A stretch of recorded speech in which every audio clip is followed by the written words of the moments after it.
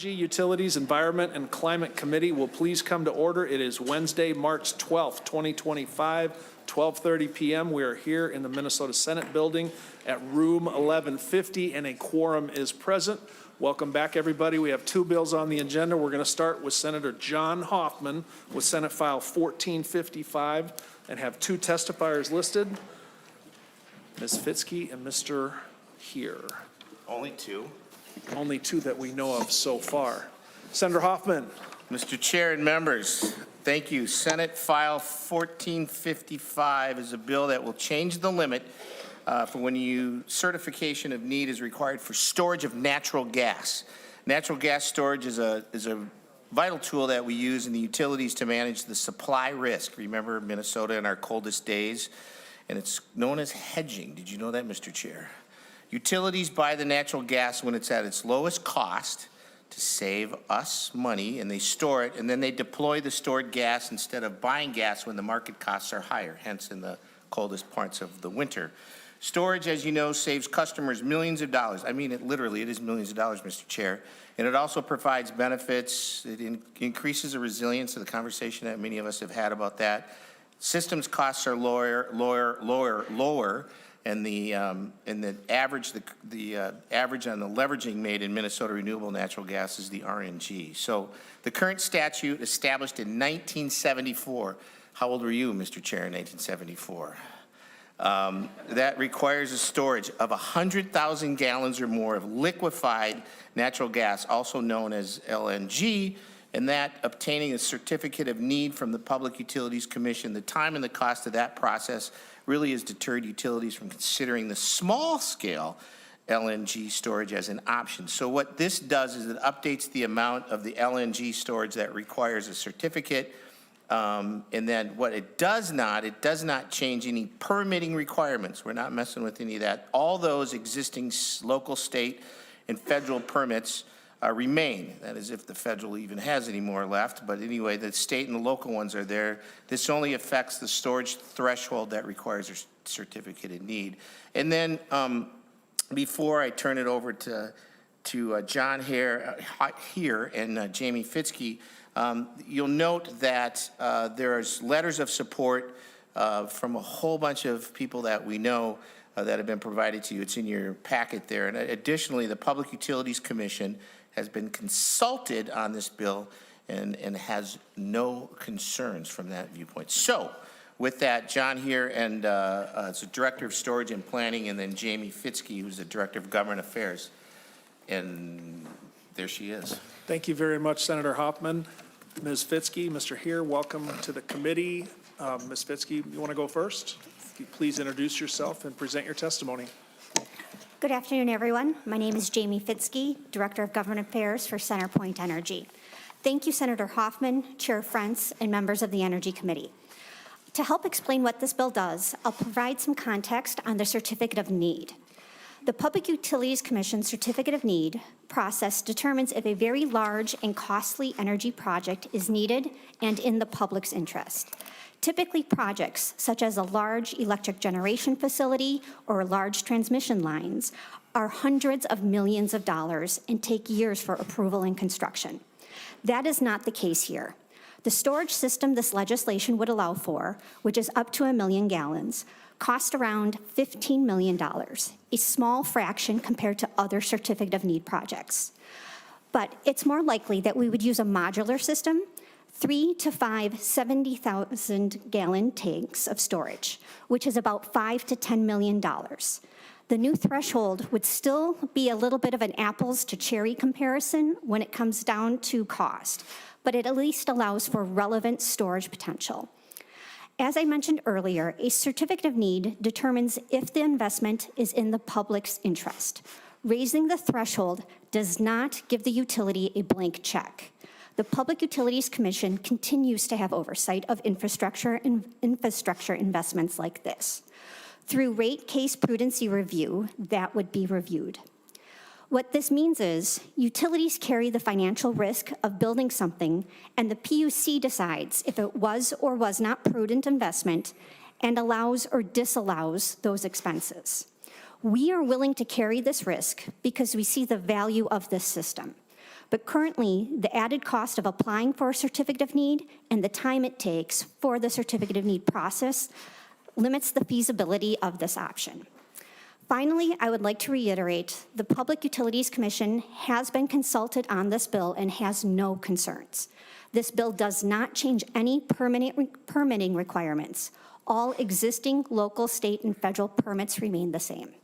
Now I'll hand over the mic to the real expert, my colleague, John Heer. Thank you, Ms. Fitzke. Mr. Heer, welcome back to the committee. If you could please introduce yourself and present your testimony. Thank you, Chair Friends.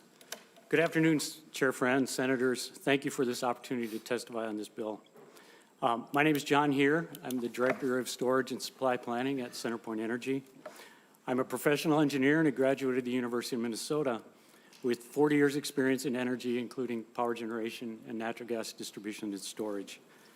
And I've spent much of my time working with LNG and LNG codes and standards. I'm also a constituent of your colleague, Senator Elise Mann. We're happy to see this proposed amendment from Senator Hoffman to the definition of large energy facility.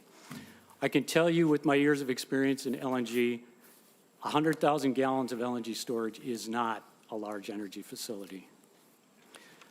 LNG, liquid natural gas, is natural gas that's been chilled to 260 degrees below zero, where it condenses into a liquid, and it's much easier to store larger quantities as a liquid. As a liquid, we have to keep it chilled. So a LNG storage tank would look much like a large propane tank, although on the outside, but on the inside, it's really a very fancy thermos.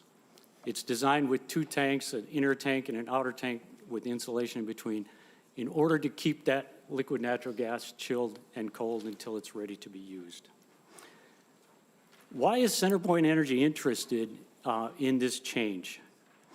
In our business, we are laser focused on how do we meet reliably, safely, and economically the needs of Minnesota customers when it's extremely cold as Minnesota can throw at us. In order to meet those demands on those very, very coldest days, we need a lot of gas capacity. Traditionally, the way we add capacity when there's customer growth is by increasing the pipelines, either making it bigger, making it, putting a parallel line in. By having the ability to have a higher level of LNG storage, we now have some realistic alternatives to meeting those cold weather demands by having storage out where the pressure might be low on that pipeline, out where the demand might be growing. And often this is out in the rural areas where the pipelines are extended very far out and would require a lot of costs. But as we look forward to producing integrated resource plans that the PUC has asked us to do, we would like to have more options to put on the table as to how do we provide resources to meet the demand. And by having a little bit larger certificate of need requirement, it will allow us to more realistically look at those without the time delays and the cost of the certificate of need process. As Jamie said, and I'll reiterate again, this is nothing about safety codes or siting or anything like that. It's really just about the process of asking for the need. This concludes my testimony. Jamie and I are available for questions. Thank you. Thank you very much, Mr. Heer. Thanks again, Ms. Fitzke. Those are all our listed testifiers for this bill. Are there any members of the public who wanted to testify who did not get to let the committee administrator know? Seeing none. Members, it's our intention to lay this bill over for possible inclusion in the omnibus bill. Senator Hoffman, any final remarks? Just thank you, Mr. Chair and members. And just to be very clear, this has nothing to do to effectuate the muskie population in Minnesota. I just want to make sure Mr. Weber, Senator Weber, understands that. And then secondly, why can't we just send this to the floor, Mr. Chair? Senator Hoffman, I appreciate that question. It's been the policy of this committee all along that regardless of the political affiliation of the chief author, that we're going to hang on to it here. But I promise you this, when a bill's ready to move on, we'll send it on. And I have not had anyone suggest there's any further work to do on this bill. Correct. Inkle. Do you want me to go to Senator Weber to talk about fishing? No, thank you, Mr. Chair. And it's just, it wouldn't be in my due diligence if I didn't ask for something to go to the floor, because that's just something that I asked. So Thank you for the presentation. Well done, Senator Hoffman. With that, Senate File 1455 is laid over. Members, we're going to go to Senator Mathews, the ranking member for Senate File 1393. Senator Weber, now that we have some downtime, nothing for Senator Hoffman? Oh, no, it's a long, old joke. Many of you wouldn't even know All right. about it. Let me know if we want to come back to it.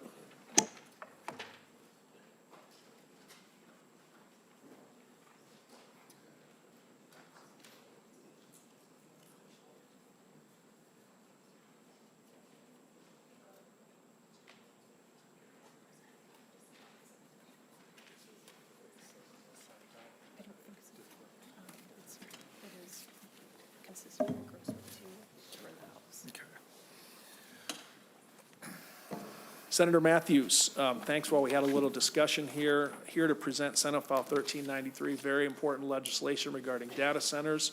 I have at the desk an author's amendment. Senator Mathews, do you want to offer that? Yes, thank you, Mr. Chair. Let me make a couple introductory comments, and then I'll offer the amendment to add on to the bill. I want to thank you for giving this bill a hearing. Committee members, thank you for taking the time to consider a growing issue that's going to impact all of our communities, and it's going to impact anyone who's using a cell phone, anybody who has medical data that has records stored on a cloud, anybody that uses an online banking service, anyone that benefits from our nation's national security and the tech industries that utilize security features. Data is widely used and consumed by everyone in our nation, and the growth of data centers is something that's going to be coming to the entire country and specifically to Minnesota. So we are bringing this bill here because this is the next phase of where our nation is going, where technology is going. We need to be able to facilitate that so that the people in your district and in my district can continue to have smooth and seamless uses of their data, access to the information, and for it to run efficiently. I will offer the A5 amendment at this time, Mr. Chair, and even though it is an author's amendment, I'm happy to quickly walk through it along with some expert testifiers that can help explain some parts of the bill. Thank you, Senator Mathews. I did speak with Ms. Severson, so if you want to go through it, that's fine. You can also ask her to walk through it if you prefer, but we're fine with you walking through it. Do you want us to put the amendment on before you go through it, or do you want to go through it and then we'll put it on? I'll go through it for you, Mr. Chair. Senator Mathews. Thank you.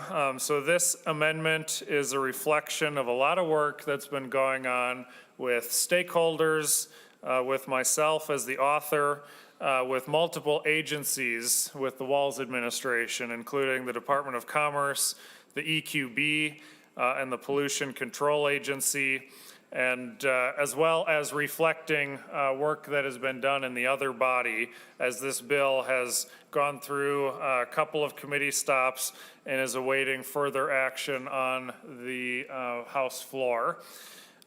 So the first section of the bill is dealing with some implementation questions based on updating language after discussion in the House. It's highlighting a list of uses for local governments that are using the alternative urban area-wide review process, including the light industrial category that data centers will be falling under.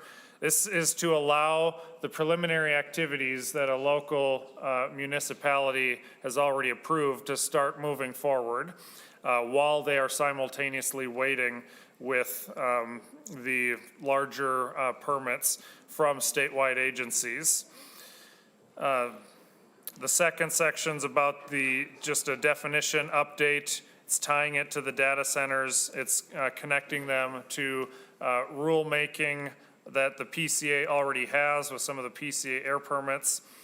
The third part of the amendment is the extension of the permitting review This is from some recommendations from Commerce. This is building off of the environmental permitting review that the legislature passed in the last session, kind of laying the framework of how this would look for data centers that are moving forward.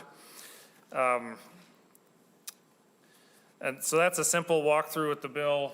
Do you have any further questions about the amendment? I have an expert testifier that helped with the drafting of it that is able to help answer any questions as well. Senator Mathews, you did an excellent job describing it. That particular testifier is well known to this committee, so you got a certified expert. I don't have any questions. Members, about to put the A5 amendment on. Any questions from any members? All right, seeing none, I think we're ready to put it on, Senator, without any further testimony. If you're ready for that vote, we'll put it on. Yes. All right. Members, the motion is to adopt the A5 amendment to Senate File 1455. All in favor, please say aye. Aye. All opposed? The A5 is adopted. Senator Mathews, to your bill as amended. Thank you, Mr. Chair. And then before I move to the bill, Ms. Bruce-Venn has highlighted one small critique that we need that I believe is more typo or clerical in nature that we want to flag to the committee and consider. Senator Mathews, do you want to do an oral amendment? Let's have Ms. Bruce-Venn testify about it, but obviously open to an oral amendment. Ms. Severson is as well. Ms. Bruce-Venn, you want to explain the That's correct. Thank you. technicality? Thank you, Mr. Chair and committee members.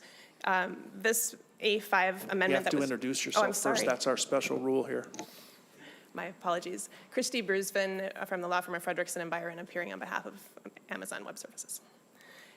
So the A5 reflects, as Senator Mathews said, the changes recommended by the Department of Commerce in EQB and PCA. One of the changes that didn't get wrapped into that amendment is the deletion of what is Section 6 of the bill, starting on page 4, line 21.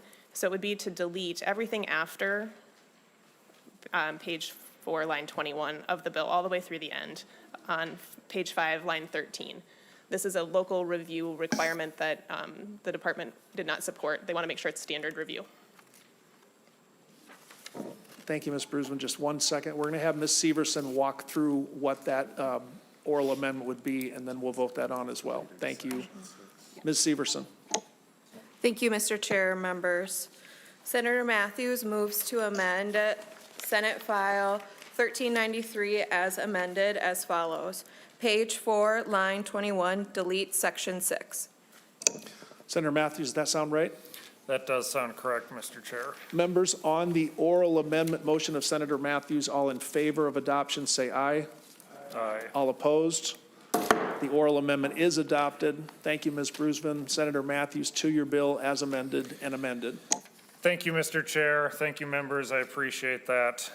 So the issue with data centers is that right now, under current Minnesota law, to build any kind of generation facility, if it is at least 50,000 kilowatts in size and it has transmission connection to the grid, it goes through the public utilities process for the certificate of need. The industry for data centers, as they're growing, does not meet that second prong of the test for the certificate of need. They are not having transmission that is connected to the grid, servicing the entire grid at large. They are simply building their own on-site backup generation, only used when necessary in case there's any kind of outage that would require them to kick these on to ensure streamline and a 24/7 capacity of their data centers. So the Public Utilities Commission has a different view than I do of the approach. The Public Utilities Commission believes that the statute's ambiguous enough that the legislature should clarify whether or not this type of facility needs to fall within the certificate of need process. I disagree with that view because I believe it clearly does not meet the test since they do not have transportation connected to the grid.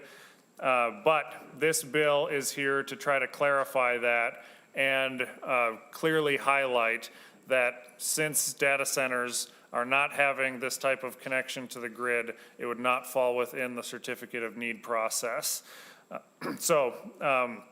This is for one facility so far has been proposed of this size. It's in Becker, Minnesota. We're going to hear from some of my local representatives as well. It is not at all limited to just this, because this is likely where the technology of the future is going. And I want to welcome them to Minnesota to have their building here, the jobs here, the growth and the support to the local economy.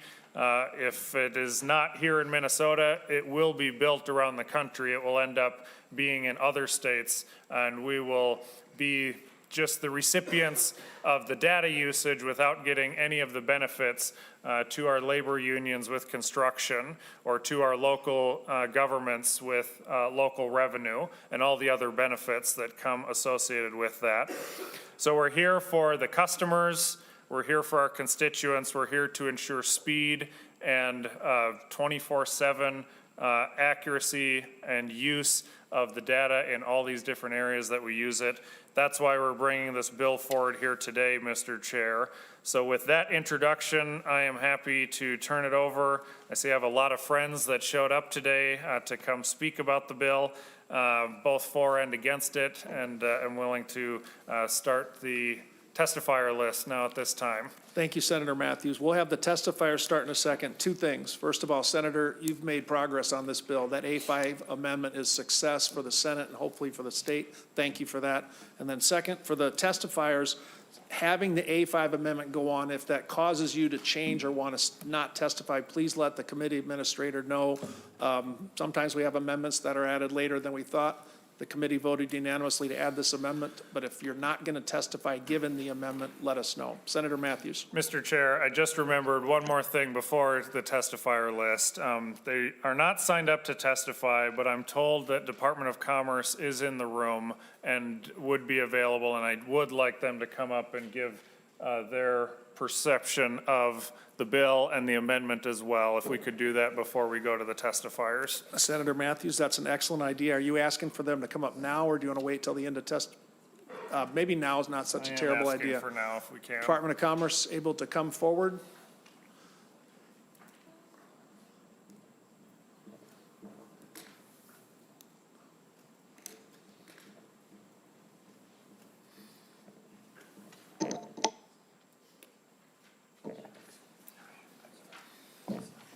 How do I turn this one on? It is on. Oh. Welcome to the committee. Thanks for agreeing to testify to the bill as amended, in particular on the A5. If you could please introduce yourself and comment on the amendment. Thank you, Chair Friends. Sydney Lieb for the Minnesota Department of Commerce. I'm the Assistant Commissioner of Regulatory Analysis. The department appreciates the work that has gone on with a large number of stakeholders, other state agencies, and Amazon Data Services to bring forward the bill as amended by Senator Mathews. We believe that the amendments address the concerns that we had in the environmental aspects of the permitting, and that the bill is now sufficiently protective to provide the level of robust Public Utilities Commission review that's necessary to cite and permit this backup generation. Thank you for that testimony. I agree.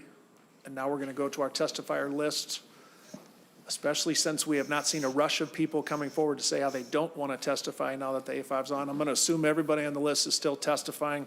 Mr. Klein tells me that would mean testifiers need to limit their testimony to about 2 minutes, give or take. We'll be flexible, but only to a point. With that, the first testifier on our list is Joel Johnson, and the following testifier would be Courtney Lee. Mr. Johnson, welcome back to the Energy Committee. Nice to see you. Could you please introduce yourself and present your testimony? Thank you, Chair, friends, members of the committee. My name's Joel Johnson. I'm here on behalf of the IBEW State Council, which represents over 15,000 electrical workers in Minnesota, including hundreds who are already working on data centers being built in the state, and thousands more who will get work if we properly align state policy to encourage their siting in Minnesota. Thank you for the opportunity to testify. Thank you, Senator Mathews, for introducing and carrying this bill. We're really pleased to see bipartisan support for one of our key priorities this session, and it's also reflected in your co-authors as well. We believe if we're to fully take advantage of the benefits of hyperscale data centers, and there are a lot of benefits, we need to make sure that state laws and taxes are aligned to encourage their construction in Minnesota. Having them built and operated here means literally thousands of jobs for IBEW members. Increased property taxes to schools and local governments, 24/7 electrical demand that helps make more efficient use of utilities resources, including the grid and intermittent resources like solar and wind, thousands of hours of work for other trades during construction, maintenance, and upgrades, and billions of dollars of direct and indirect investments in the state. I'll leave with this. One of the biggest challenges for business managers is balancing the size of a local's membership with the amount of work that is expected. If we can move a few more of these large data center projects from the drawing board to actual construction, it will allow us to confidently add apprentices and provide thousands of hours of work for all of our members. Thank you again for the opportunity to testify, and I can be available to answer questions. Thank you, Mr. Johnson, for your testimony, and we are asking all testifiers to stand by for possible member questions, but let's do that at the end, proceeding with our testifiers. Ms. Lee, welcome to the committee. Please introduce yourself and present your testimony. Thank you, Senator. Chair Friends and members of the committee, my name is Courtney Lee, Senior Manager for AWS State and Local Public Policy Team. We appreciate the opportunity to testify in support of Senate Bill 1393 and want to thank Senator Mathews for leading the way and bringing this forward. Since launching in 2006, AWS has been providing world-leading cloud technologies that help organizations and individuals transform industries, communities, and lives for the better. AWS delivers the highest network availability of any cloud provider, and many sectors across the economy rely on data stored at AWS data centers. Millions of customers, including startups, enterprises, government agencies, trust AWS with their most sensitive data. Customer demand for cloud computing and AI continues to increase significantly, and we are investing in infrastructure to meet those demands. Much of those investments are in the U.S. and outside of traditional technology hubs. AWS is still in the early stages and performing due diligence as we speak in exploring possible data center locations. Outside of construction, an average data center typically creates 50 full-time equivalent jobs per individual data center to support long-term operations. These jobs are highly skilled and well-paid. Amazon is committed to running our business in a very sustainable way in the communities where we operate. As the world's largest corporate purchaser of renewable energy, for 5 straight years, Amazon has invested in more than 600 clean energy projects across the globe, and these projects help match the electricity consumed by our operations. AWS works closely with policymakers, grid operators, utilities, state agencies, environmental advocates to increase carbon-free energy availability and paying our fair share to ensure other ratepayers are held harmless. We are constantly investing in innovation and reevaluating how our data centers operate to drive efficiency. For example, we're investing in AWS chips. We're also designing data centers to be less carbon intensive from the ground up. In fact, research by Accenture estimates that AWS infrastructure is up to 4.1 times more efficient than on-premise data centers. On the topic of water, we aim to be a good water steward wherever we go. We are constantly working on optimizing our water consumption across our operations. We have publicly announced a commitment to being water positive by 2030, which essentially means that we will return more water to communities and the environment than we use in our data center operations. Finally, we believe that the passage of this bill with the A5 amendment provides regulatory certainty and streamlines the timeframe for permitting in these facilities. We have worked with state agencies including EQB, MPCA, Department of Commerce, Governor Walz's office, and other environmental stakeholders for several weeks and believe that we have included their feedback in the latest amendments. Thank you for the opportunity to provide testimony today. Thank you, Ms. Lee, for that. I know I said we would wait for member questions, but I just want to make it clear. Amazon is good with the environmental review part of the bill now. Fair enough? Yes. Okay, I appreciate that. I know we have other work to do. For me, that means this is now the vehicle for data centers, and we will not be introducing some other bill which had been the topic of discussion.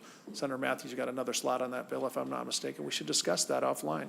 Thank you, Ms. Lee. I am asking for you to stay in case other members have questions at the end. Appreciate it. Next up, Mr. Sutton, and after that, Mr. De La Forest. Mr. Sutton. Welcome to the committee. Please introduce yourself and present your testimony for 2 minutes. Chair, friends, members of the committee, my name is Charles Sutton. I'm here on behalf of the operating engineers and the carpenters unions. Our members, along with the other tradesmen and women, build and maintain Minnesota's infrastructure. We thank Senator Mathews for bringing forward this important bill, which would simplify permitting for backup generators needed for new large data centers. Our union supported that last year's clean energy permitting efficiency bill, and we have supported plans like those put forward by Excel to transition towards clean energy resources. However, we have always believed that it is critical we support the workers and communities who are negatively impacted by the energy transition. Data centers, especially the one at Becker, present significant job opportunities for our members and tax revenue for the local communities impacted by the transition. We, of course, recognize that data centers have large electricity needs, but that's why it's critical that these data centers be sited in Minnesota, where we're making significant progress towards decarbonization.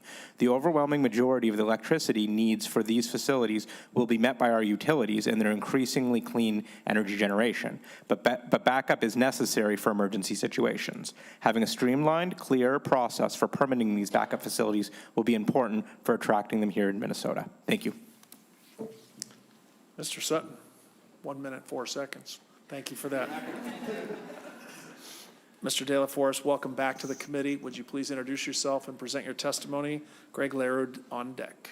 Thank you. Mr. Chairman, members of the committee, for the record, Christopher De La Forest here this afternoon on behalf of the Minnesota Pipe Trades Association, representing 11,000 craft professionals across the state of Minnesota in the areas of steam fitting, pipe fitting, sprinkler fitting, HVAC and plumbing. So our members can be found everywhere from heavy industrial settings, maybe a biofuels plant, all the way to residential settings. They may be the friendly folks who install your new water softener.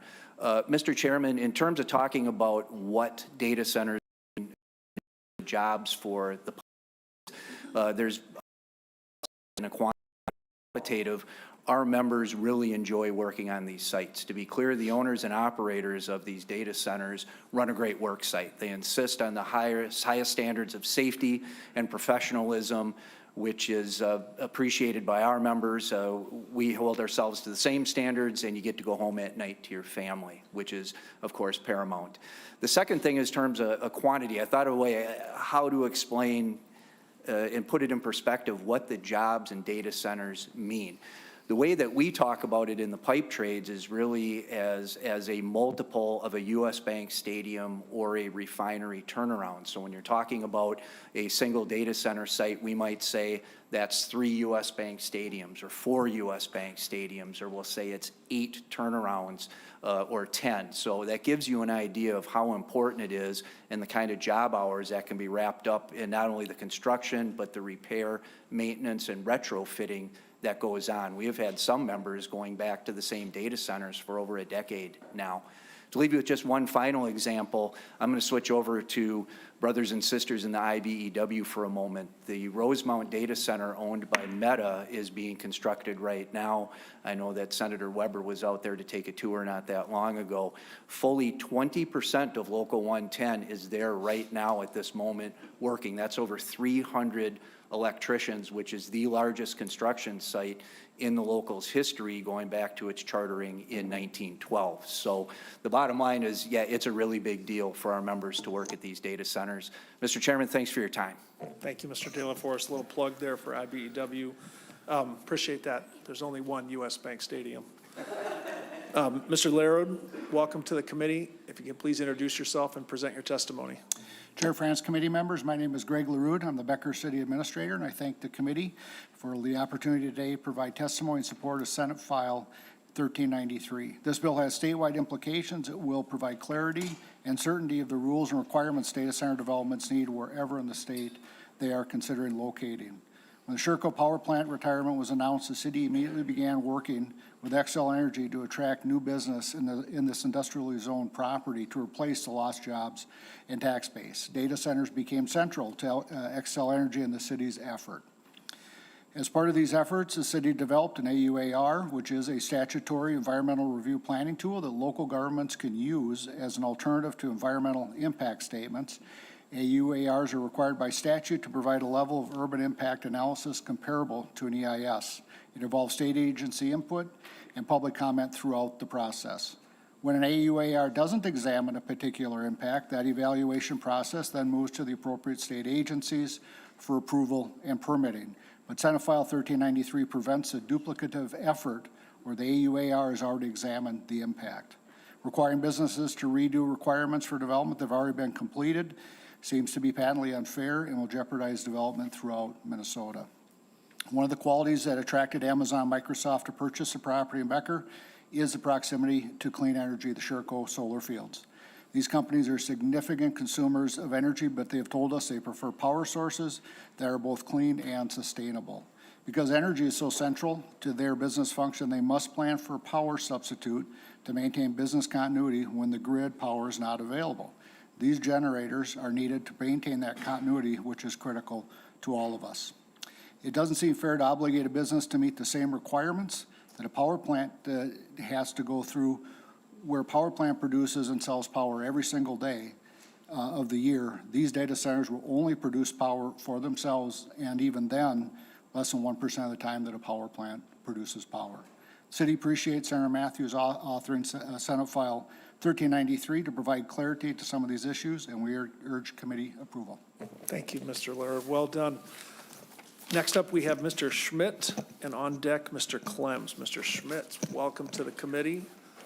Glad to support Becker Schools. If you could please identify yourself and then present your testimony. We're hoping for about 2 minutes. Thank you. Thank you, Mr. Chair, members of the committee, for allowing me to speak today. My name is Dr. Jeremy Schmidt, and I serve as the superintendent of Becker Public Schools in Becker, Minnesota.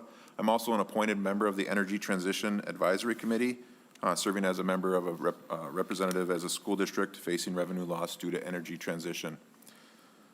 I'm here today to speak on behalf of the students, families, and communities across Minnesota who are experiencing challenges with economic transition.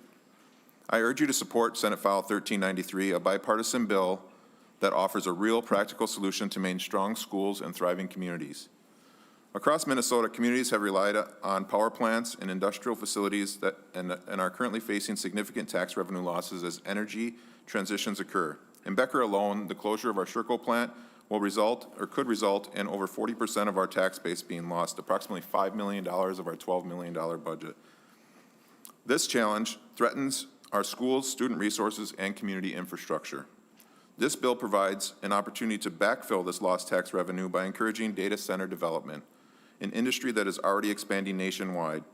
If we want to keep these investments in Minnesota rather than losing them to other states, we need to ensure they are built in communities like Becker and others that are ready with the infrastructure, workforce, and planning. We're not asking for a free pass. Minnesota already has strict environmental regulations, and we expect those to be fully enforced. Regulations on water, air pollution exist for a reason, and these centers will need to obviously meet those state and federal standards. There have been concerns about water use, pollution, and tax incentives. Well, I'm going to talk about those individually. Water use, modern data centers are using more efficient cooling technologies, as you already heard in the previous testimony, and already we have these water regulations in sight, and any facility will be required to comply with those. Becker is also home to one of the largest solar farms, helping the environmental impact, proving that economic development and clean energy can coexist. Data centers will continue to expand their use of renewables. Again, this is testimony you've already heard, as part of their long-term business model. As far as tax incentives, these centers will generate a substantial property tax revenue for our community and other communities as well, which helps fund schools, emergency services, and roads. And this would far outweigh any short-term incentives offered. Bottom line, if you care about our communities, our schools, our children, this is an easy decision to support. Becker has the infrastructure and location which is ideal and a well-planned opportunity and well-timed nonetheless with the closing of Sherco that will benefit our students and families. Senate File 1393 is a bipartisan solution. I want to thank Senator Mathews for authoring this and the other senators for co-authoring as well.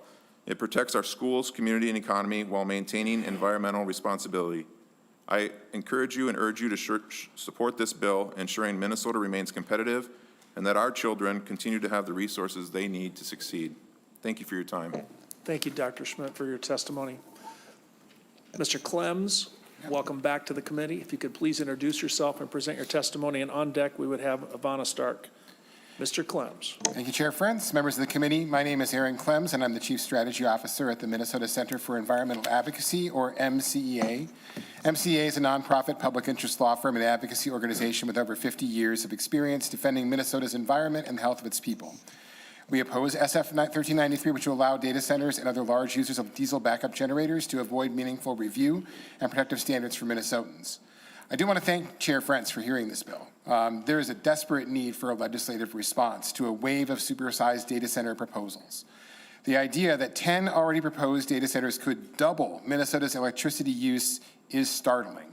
The billions of gallons of water, Minnesota's drinking water, I might add, that they could consume is equally eye-popping. The millions of pounds of metals and materials that would be consumed in constructing and operating these over a period of time is something we rarely think about. The hundreds of millions of dollars Minnesota is providing in sales tax breaks for these proposals is growing rapidly. There needs to be a Minnesota solution to these problems. And SF 1393 is not that solution. It would move us further away from meaningful oversight of the hundreds of diesel backup generators proposed, and it would add loopholes to Minnesota's environmental review laws. We can do better. The use of alternative urban area-wide reviews, which has already been mentioned by several testifiers, is actually avoiding real study of the impacts that these supersized data centers would have. This is a problem, and Section 1 of SF 1393 would only make it worse. Intended as a tool to allow local units of government to review development projects, the AUAR has become a way to conceal information about the actual proposal from the public. Incomplete analysis of electricity and water demands in these documents frustrate the very point of environmental review. Now, we appreciate Amazon's willingness to listen to our concerns about Section 1 of this bill, but to be honest, even the amended language makes a bad situation even worse. Now, look, I know it's fashionable these days to bash environmental standards, but I'm old-fashioned.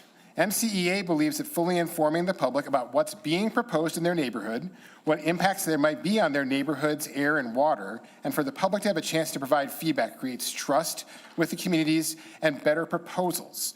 Non-disclosure agreements, secret code names, concealing even who is owning these proposed data centers while failing to live up to Minnesota's environmental review laws is destroying that trust. The remainder of SF 1393 was amended heavily earlier, and I'm not going to go into detail about Amendment A5, and I understand that there are some changes there. But our bottom line is that Minnesota's environmental standards must not be lowered, and our environmental reviews must address the risk to air, water, and communities. And that's why we oppose SF 1393 for those reasons. There's a need for legislation this session to address the electricity demands, water consumption, materials use, and land use challenges posed by an explosion of hyperscale data center proposals in Minnesota. However, SF 1393 is the wrong approach and would simply exempt data centers and their associated backup power generation from Minnesota's environmental standards. And I look forward to answering any questions you might have. Thank you. Mr. Clems, I want to start by saying thank you for your testimony. You're true to your core character. You've raised issues that are beyond the environmental review, and I think they're still under discussion. And if you want to be clear, my earlier comments is that, in my opinion, as the chair, this is the vehicle now for data centers. Okay. So that look forward to continued discussions on that, and hope you are too. Thank you, Chair. Ms. Stark, and then next would be Ms. Vautrin. Ms. Stark, welcome back to the committee. Thank you. Mr. Chair and members of the committee, I'm Ivana Stark, State Director of Clean Water Action Minnesota, and I'm here on behalf of tens of thousands of our members here to speak to Senate File 1393, and I appreciate this opportunity. It's no secret that data centers are popping up across the country as dependency on cloud computing and artificial intelligence increases. A single data center can consume up to 5 million gallons of water per day, and the need for fresh water is increasing. Microsoft's water consumption increased by 34% between 2021 and 2022. Their profit was $88 billion. Google's water consumption went up nearly 22% over the same period to 5.56 billion gallons per year, and their profit was 5.6 billion. They raised it to 5.56 billion gallons per year, and their profit was 30 billion. The water used in data centers is often treated with chemicals to prevent corrosion and bacterial growth, rendering it unsuitable for human consumption or agricultural use. This means that not only are data centers consuming large quantities of drinking water, but they're also effectively removing it from the water cycle. F-gases, a type of PFAS, are also used as a refrigerant. Data centers operate 24/7, 365, and there's an estimated 5,300 facilities in the United States. This adds up to hundreds of billions of gallons of water used each year. One AI query is estimated to use 16 ounces of fresh water. ChatGPT estimates upwards of 10 million queries a day. The argument that data centers are popping up everywhere, so we have to give them whatever they want, falls short with our thousands of members. We aren't unreasonable enough to say that data centers can be stopped, but we do think they should pay their fair share in taxes and follow appropriate environmental review. As we consider how multi-billion-dollar companies are coming into Minnesota, we shouldn't be asking how can we sacrifice enough to entice them, but rather pose the question, how will these businesses be good neighbors and honor our environment and our residents? Regarding job creation, there was a testimony earlier a few weeks ago saying that workers from out of state would likely be shipped in to complete these builds. We would like clarification on that. There's concern over how many jobs are actually being created and staying in Minnesota. Initially, we heard about 100 jobs would be created, and today we heard it's now 50. So much like PFAS, there are out-of-state lobbyists at the Capitol working this issue, but they get to go home and they don't have to live with the consequences of this decision. If these companies want to operate in Minnesota, that means that we have the upper hand and we can create the terms that they operate under. So we do urge a no vote at this time. Thank you. Thank you very much for that testimony, Ms. Stark. Ms. Vautrin, welcome back to the committee. On deck would be Joshua Lewis. Ms. Vautrin. Thank you, Chair Friends, members of the committee. My name is Aurora Vautrin, and I'm the Legislative Director for 100%. Thank you for the opportunity today to share our concerns on Senate File 1393. I want to start by saying that the proposed data center project in Becker, Minnesota is an exciting prospect. As we continue on our transition to a clean energy economy, creative solutions like this one to keep host communities whole are extremely important. But this bill is a quick answer to a much bigger question that has huge implications for our state. We owe it to Minnesotans to take a thoughtful, comprehensive approach to evaluating the siting of data centers. We are concerned that exempting backup generators of 50 megawatts or more from the certificate of need process and moving these facilities' environmental review from the environmental impact statements to an alternative urban-wide area review process would leave Minnesotans with fewer tools to understand what's being built in their community and what the potential impacts are. On Friday, March 28th, the Minnesota Public Utilities Commission rejected Amazon's request for a certificate of need exemption for its proposed 250 diesel backup generators. These generators, at maximum output, could produce 600 megawatts of electricity, a capacity that almost matches the 647 megawatts produced by the Monticello nuclear plant. This bill would exempt not just this very large facility, but all facilities over 50 megawatts without giving communities and regulators the chance to understand their impacts. Given these potential impacts of these large-scale data centers on communities, water, and our energy system, we need to develop a more comprehensive, systematic way of evaluating these facilities as a whole, not one impact at a time or one proposal at a time. Thank you for your consideration, and we look forward to continuing this conversation. Thank you, Ms. Vautrin. Next up, we have Joshua Lewis, and then following Mr. Lewis would be Sarah Moradian. Mr. Lewis, welcome to the committee. If you could please introduce yourself. We're hoping for about 2 minutes of testimony. Please proceed. Hello, and thank you, Senator Frentz, and also Senator Mathews, and all of the committee members.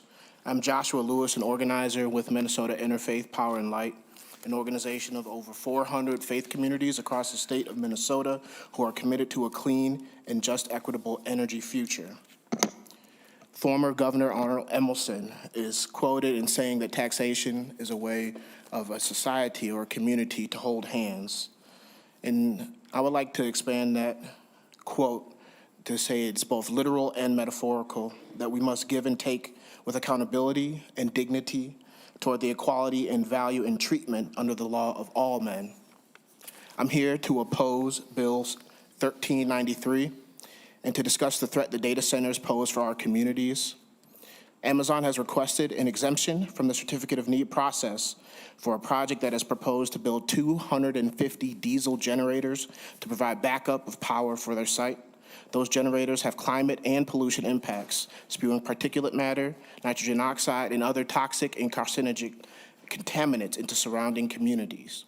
This is not necessary in the year 2025. We suggest the build-out alternatives such as solar and battery storage, which would benefit local communities and save these communities money. We don't know what the exact details might look like, but we do hope that any projects of this scale would require a certificate of need for the backup power. Thank you. Thank you, Mr. Lewis, for your testimony. Next, we have Sarah Meridian. On deck would be Patty O'Keefe. Ms. Meridian, welcome back to the committee. If you could introduce yourself and present your testimony, please. Yeah, thank you, Chair Friends. Committee members, my name is Sarah Meridian, and I'm the Government Relations and Policy Director for CURE. I appreciate the opportunity to testify in opposition to Senate File 1393 today. As we've already heard, Amazon Data Services asked the Public Utilities Commission for expedited review of its request for an exemption to the Certificate of Need process required under Minnesota law. Just 2 weeks ago, the PUC determined that Amazon does need to obtain a Certificate of Need. Still, Amazon wants you, the legislature, to end run the expert agency's decision to suit the company's needs. We respectfully disagree with the statements that the A5 amendment allows for sufficient environmental review or improves Senate File 1393. This bill would still allow for the construction and operation of a fossil fuel generation facility of a size that we would normally permit as a power plant without having to prove that the generation is needed and without thoroughly evaluating the environmental and human health impacts. We also remain concerned that the bill would allow businesses to utilize the Alternative Urban Area-Wide Review, or AUAR, process to begin some construction activities before the project is actually permitted. AUARs are intended to allow local governments to analyze different development scenarios, not the impacts of specific projects. It's clear from the sudden and intense lobbying efforts we've seen this year that Minnesota does need to address if and how we want data centers to be built and operate in our state. But Minnesotans should be driving that conversation, not the private companies who would benefit from changes in the law. I think it's especially concerning if this is the vehicle for our data center discussion because it is based, as we heard today, on language written by industry interests. As the AI and hyperscaler sector surges forward, we ask committee members to consider the implications of allowing some of the most powerful and wealthy companies to establish their own AI fiefdoms above the law and unaccountable to the people in the state of Minnesota. Thank you, Ms. Meridian. Next up, Patty O'Keefe, and following that would be Kathy Johnson. Ms. O'Keefe, welcome to the committee. If you could please introduce yourself and present your testimony. Cool. Hello, Chair Friends, Senator Mathews, and committee members. My name is Patty O'Keefe. I'm the Midwest Regional Director at Vote Solar, an organization working on equitable solar as part of the transition to clean energy. Thank you for the opportunity to testify today. We are concerned that Senate File 1393 would prolong dependence on fossil fuel infrastructure in Minnesota. Data centers are some of the most energy-intensive and water-intensive facilities in the world. A single large data center can require hundreds of diesel generators, each emitting carbon dioxide, nitrogen oxides, and particulate matter that contribute to respiratory illness and environmental degradation and climate change. The planned data centers for Minnesota could consume as much energy as all 2.3 million households in the state, essentially doubling demand on our grid. These data centers that are being proposed by tech giants like Amazon, Microsoft, and Apple are some of the most lucrative corporations on the planet. They should be putting up the funds to build out clean energy systems and the necessary grid upgrades needed to power them. Instead, they're looking for tax breaks. While these projects do create construction jobs, the long-term economic benefits are minimal. According to the Atlantic Journal-Constitution, a 1 million square foot data center often employs only a few dozen workers. I'm not saying that that's nothing, obviously. It's just, on a jobs per dollar basis, it's a bad deal for Minnesota taxpayers. We're handing over hundreds of millions of tax breaks to some of the wealthiest corporations in the world with the current sales tax exemption, yet once construction is complete, these facilities will contribute relatively little to long-term employment in our communities. Minnesotans are skeptical of data centers. These are a few comments from a recent Star Tribune story on data centers. So these are not my words, these are the words of people on social media. They need to pay taxes and set up renewable energy to offset usage. Force them to build their own solar farms. Can we not? This is so stupid. Big tech gets whatever it wants and the rest of us gets scraps. Data centers should not get priority grid power. At minimum, they should be responsible for investing in the renewable infrastructure needed to power their own operations from the start. This is what happens when billionaires buy our government. Shut this down. They need to pay taxes and set up renewable energy to offset usage. Horrible idea, keep them out. We don't have the grid to support ourselves, let alone them. Now, I know that this doesn't represent the full spectrum of opinions, but it is a window into how regular people feel. I think a lot of the groups testifying against this bill, including Vote Solar, aren't against data centers. We just want to see it done in a way that doesn't put our state and water in jeopardy. I'm almost done. Because we're in a climate crisis, because these data centers use extraordinary amounts of water and energy, we need all of our regulatory tools to make sure Minnesotans and our communities and resources are protected, especially the tool that evaluates whether fossil fuel infrastructure is needed in the first place. For those reasons, we urge you to reject this bill and instead support policies that prioritize clean energy, public health, and water conservation. Thank you. Thank you, Ms. O'Keefe. Next up would be Kathy Johnson, and then after that would be Peter Wagenius. Ms. Johnson, welcome to the committee. If you could just introduce yourself and then please present your testimony. Thank you. Thank you, Senator Friends, Mathews, and committee. I'm Kathy Johnson. I'm the chair of the Coalition for Data Center Development, and I live in Farmington, Minnesota. After testifying 4 times this session, what I perceive is a push to make it easier for hyperscale data centers to come into our state, diminishing regulations which protect Minnesota's resources and our quality of life. Senator Lieb, who testified earlier today, testified at another hearing earlier, stating that the AUAR is not a robust enough tool for evaluating the impact of generators. Similarly, a representative from the EQB stated that the AUR is for classic development in a community like residential, warehousing, light industrial, and cannot be used for heavy industrial projects, which hyperscale data centers most certainly are. Yet here we are today with another proposal to bypass the PUC, which is the most qualified agency to determine the impact of 250 diesel generators being proposed up in Becker or any other major hyperscaler.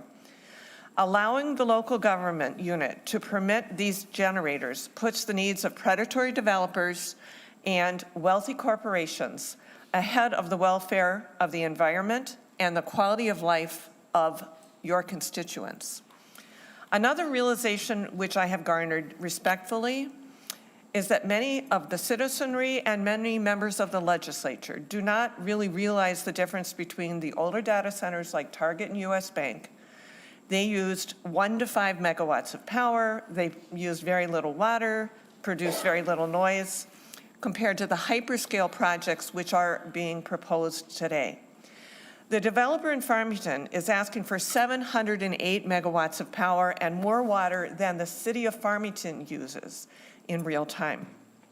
The project will produce noise certain to exceed the MPCA's statutes, and there are 12 of these being proposed right now in Dakota County alone.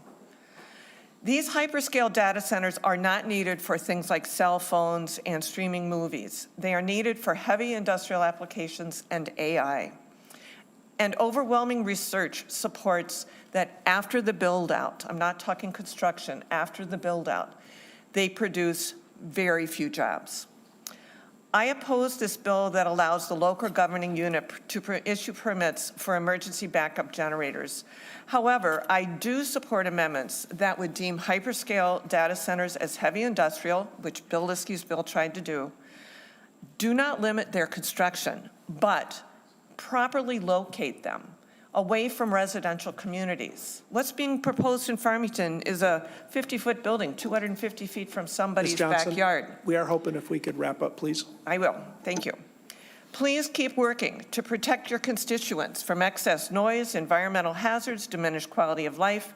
You can prevent the untapped use of water and power, noise violation, and keep the state's checkbook in mind regarding the tax rebates, which is a practice no family in your districts could avoid. I respectfully ask you, what are you thinking? Thank you. Thank you, Ms. Johnson. Mr. Wargenius, please introduce yourself and present your testimony, hoping for a couple minutes. Thank you, Mr. Chair. I'm Peter Wagenius, Legislative Director for Sierra Club North Star Chapter, one of 23 organizations who sent you this letter about data centers on February 21st. Why are we grappling with this issue? Because Minnesota provides a data center tax credit, an automatic, uncapped corporate giveaway that has already cost Minnesota taxpayers over $350 million. Originally estimated at just $5 million annually, the program has ballooned to over $110 million a year, and as the centers proliferate, this will get worse unless the legislature takes action.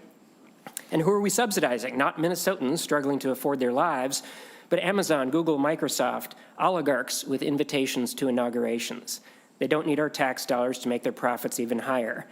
As described in our letter, these centers are not just subsidy hogs hurting our budget and energy hogs hurting our grid, they're also water hogs, causing both water pollution and water depletion. In addition to giving them our money, we could give them our waters as well. Proponents argue that these facilities are going to go somewhere, so we should want to bring them to Minnesota because we're so good at environmental protections. This is nonsense. Please visit peoplenotpolluters.com before assuming that people can rely on this administration to protect us from corporate polluters. peoplenotpolluters.com, a project of 19 environmental organizations, documents 12 examples of polluter capture of state agencies. It includes examples where the courts or federal agencies had to step in where the Walz administration failed to protect Minnesotans and our environment. But we don't have a federal backstop anymore. Minnesotans are on our own now. If the legislature doesn't step up and insist Minnesotans are protected, it simply won't happen. The path to Minnesota exceptionalism in environmental protection is not to assume it and brag about it like inherited wealth, but rather to do the work to earn it. The legislature needs to develop comprehensive legislation to protect Minnesotans from multiple risks of from data centers, and this legislation moves in the opposite direction. Thank you, Mr. Chair. Thank you, Mr. Wargenius. Folks, that's the end of our listed testifiers. Any member of the public that wanted to testify who did not let the committee administrator know. Seeing none, Senator Mathews, now we're going to go to member questions and comments. I have Senator Gruenhagen first on the list, and then Senator Hoffman following that. Members, I see Senator McEwen, Senator Klein, Senator Dibble, Senator Zhang. We're going to start with Senator Gruenhagen, that much we're clear on. Any other members? Be easier to count the members that don't want to comment. Senator Gruenhagen. Oh, thank you, Mr. Chair. Yeah, you got to get your hand up early, okay? Anyway, interesting bill that you're bringing forward, and I think it's worthy of the discussion. I guess I would ask a lot of concerns were shared, and I guess I'd ask the Department of Commerce representative to come forward, the lady, because she seemed to be fine with your bill in terms of its oversight and controls by the state on construction. And I was just going to ask her if, after hearing the testimony, what is your response to some of the concerns that were raised? Thanks, Senator Gruenhagen. Commissioner Lieb, you already introduced yourself. Do you want the question again, or do you think you get it? Chair Friends, I get it. So, Chair, Senator, thank you for the question. The Department of Commerce shared many of the concerns that were raised by testifiers related to the AUAR and the alternatives analysis portion of the CN exemption. And we believe that all of those concerns have been addressed in the A5 amendment. Specifically, there is a robust alternative analysis now that will go through the Public Utilities Commission, and the AUAR is limited now just to the light industrial and the building portion of the facility, not the large backup generation. Thank you for that. Don't run off. Senator Gruenhagen, follow up? Yeah, thanks for that response. I would ask the representatives from Amazon, I've got a question for them on the water. One of you. Ms. Lee, do you want to come back up, or do you have someone else you prefer to field questions? Senator Gruenhagen, just give me a second here. Ms. Lee, thanks for coming back up. Senator Gruenhagen. Thank you, Mr. Chair. Yeah, if I remember your testimony right, you said by 2030, you're going to actually, I'm trying to think of the words, but maybe I got to watch the video over. But you'll be using less water or a net zero water out of it in terms of recycling or whatever. And could you also speak to the testimonies that said that this water is unusable, can't be used for human consumption afterwards, and some of those concerns about the water, because obviously that came up a lot on the people who are concerned about this bill and about the building of this data center. Ms. Lee, water. Thank you, Chair, Senator. Great question. So as I mentioned in my testimony, we have committed to giving back more water to the community than we use as a data center before 2030. We have use cases all across the country and the world where, we pull in water to cool our data centers and make sure that we are cycling it through to ensure that it's cleaner than it essentially came in. And then the municipalities or irrigators or whoever needs to use that water is able to use it. It is not treated. It's not any more dangerous than it came in. Senator Gruenhagen. Oh, thanks for that testimony. Thank you, Mr. Chair. Yeah, so you're basically saying in similar situations across the country, the water is going out cleaner than what it comes in, and therefore the pollutants are addressed. Is that correct? Ms. Lee. Chair, Senator, I am not an expert in water, but it is my understanding that as the water cycles through our data centers many times, it essentially, whatever types of components are in the water get stripped out through that media. Senator Gruenhagen. Oh, thank you, Mr. Chair. Yeah, I'd say that's a real sticking point is whether the water's usable afterwards and those types of things. So the degree that you could get information for the committee and even for some of the concerns that were testified would probably be appreciated, because obviously I've been supportive of this bill, but the thing is that the water testimony did raise a little bit of a red flag for me. And I've got several other questions, but you got a lot of other people want to ask questions, so I'll stop there. Thank you for that, Senator Gruenhagen. Senator Hoffman. I should yield 2 minutes to the good senator from Glencoe, maybe, huh, Senator? This is why I love this committee, because these are the conversations that you have here, Mr. Chair. And it's like, all right, because we're talking about the system. So prior to 2011, right, we just had U.S. Bank and Target and maybe 3M, were doing their little data centers. And then in 2011, this body passed these incentives for other companies to do, to maybe look at growing here. So now we're at that point where now we're growing. It's kind of like 12 years ago when the demographers said, the silver tsunami is coming, right? You're going to have more people 65 and older than you are. And we all said, yeah, it was coming. Well, guess what? It's here. And now, you're talking about major, massive cuts to those services, right? But I'm not going to get into that. That's a different committee to do. But I just want to let you know that, we knew 12 years ago, right? We knew 12 years ago this was coming.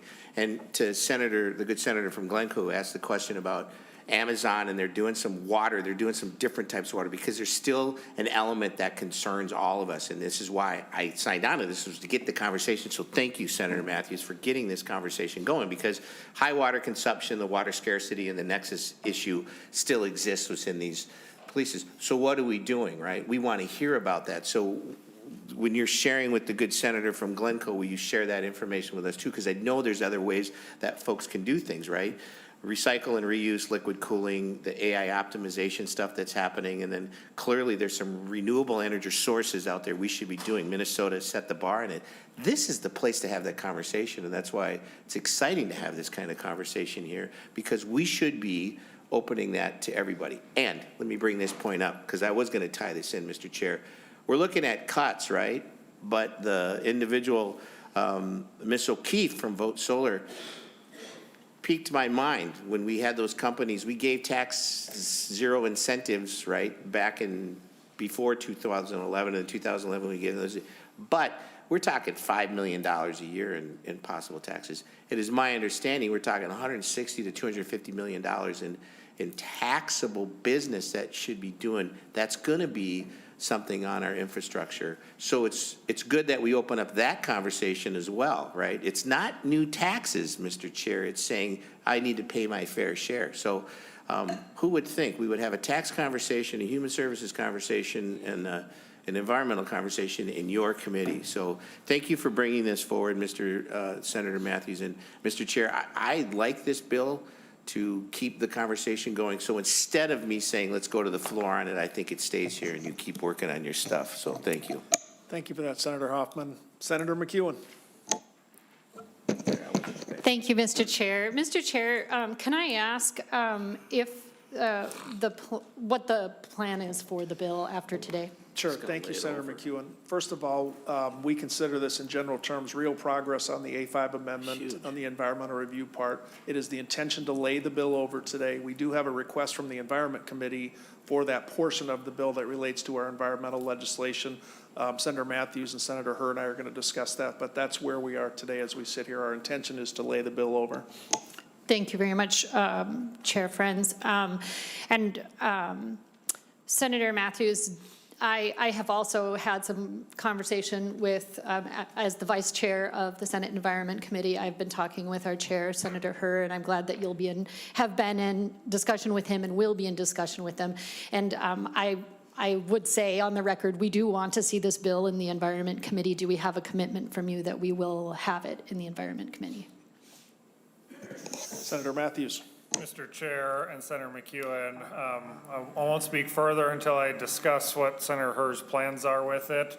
But I'm open to considering, Senator Frentz is keeping it here, and I'm going to be talking with all the chairs involved to make sure that this bill takes the best path forward. Thank you, Senator Mathews. Senator McEwen. Okay, thank you. I look forward to hearing how those conversations go and following that. I have many concerns about this. I just have some comments, and then I do have a couple of amendments, Chair, that I'd like to offer. I guess I'm sort of at the place where I know one of our testifiers today said, respectfully, what are you thinking? I'm right there with you. I am also wondering, what are we thinking with this?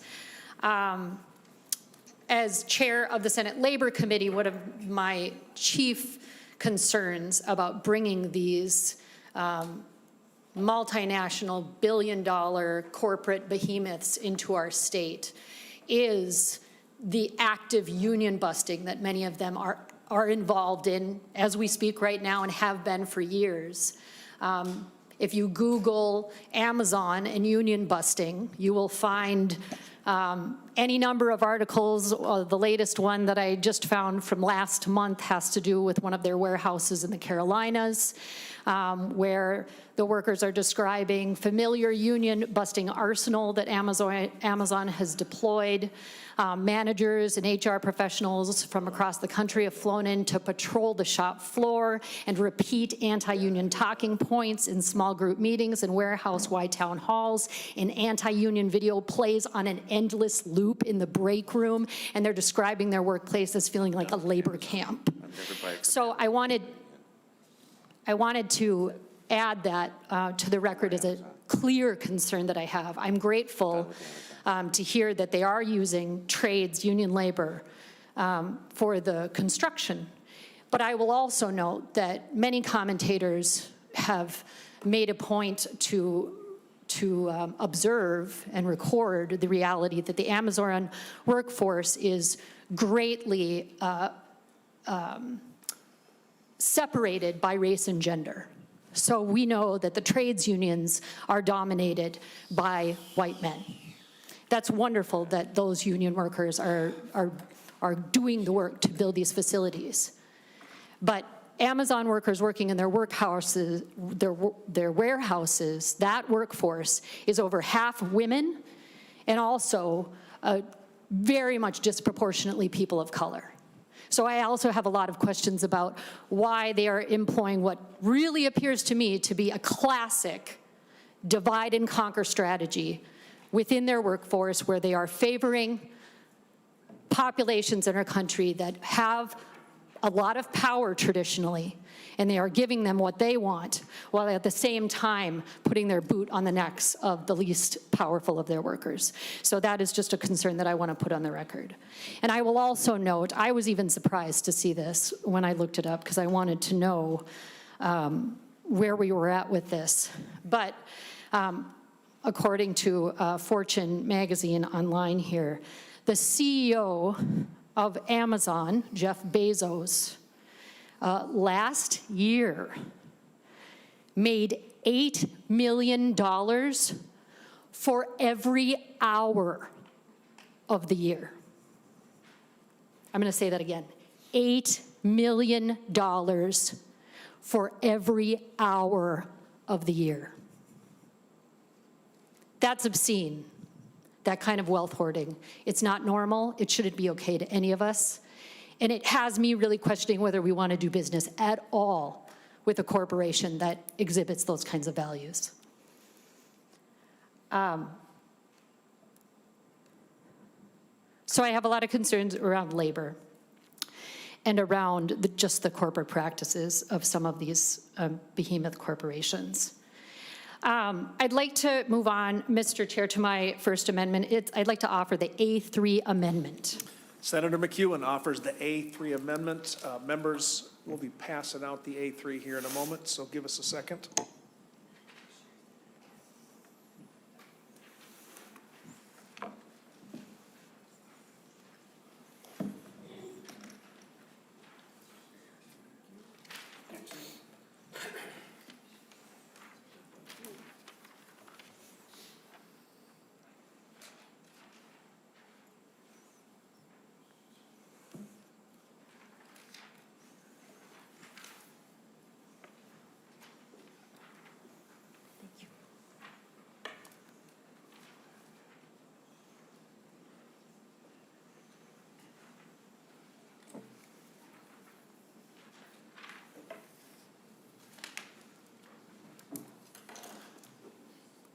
All right, members, as I watch the page hand out the final copy of the A3, everyone has a copy of the A3 amendment. Senator McEwen, I have not seen it before, but would you mind walking us through it briefly?